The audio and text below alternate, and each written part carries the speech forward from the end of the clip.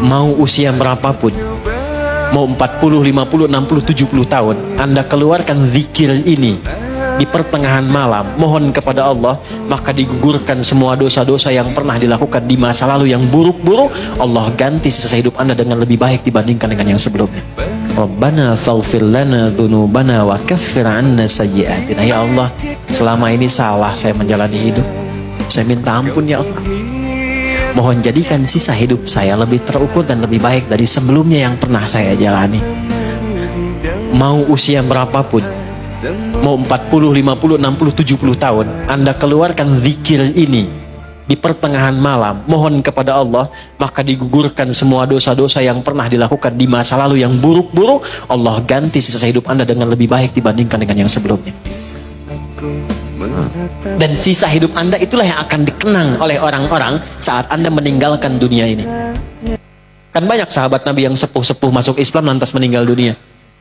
Tapi yang diingat oleh orang apa?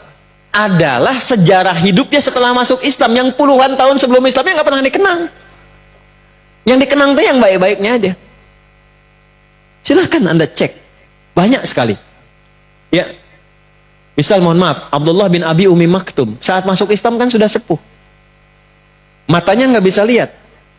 Tapi yang dikenang oleh dari beliau itu bukan perjalanan hidupnya dari remaja sampai dengan sepuh, tapi justru periode keislamannya. Saat beliau senang ke masjid, tiba-tiba azan, minta sama Nabi, ada nggak keringanan untuk nggak ke masjid?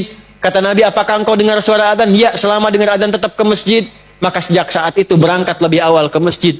Sampai azannya pun jadi 2 kali. Itulah sejarah azan 2 kali itu. Abdullah bin Abi Umi Maktum. Itu yang diviralkan sampai sekarang. Antum jangan takut, Allah lebih cinta pelaku maksiat yang tobat dibandingkan orang soleh yang tidak pernah merasa salah. Catat itu.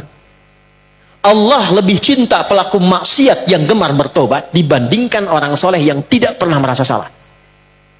Kalau antum pernah berbuat maksiat, karena Anda manusia. Tapi karena Anda manusia, Anda tobat. Karena yang tidak tobat itu cuma setan.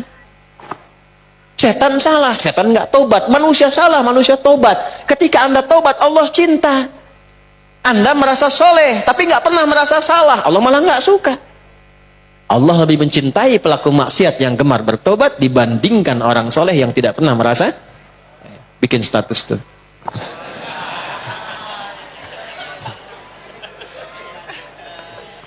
Paham? Baik. Saya langsung ke ayat 200-nya. Ya ayyuhalladzina amanu sabiru wasabiru warabitu wattaqullaha la'alakum tuflihun. Tapi membuat itu nggak mudah kata Allah, mesti sabar. Sabar. Bikin planning itu sabar.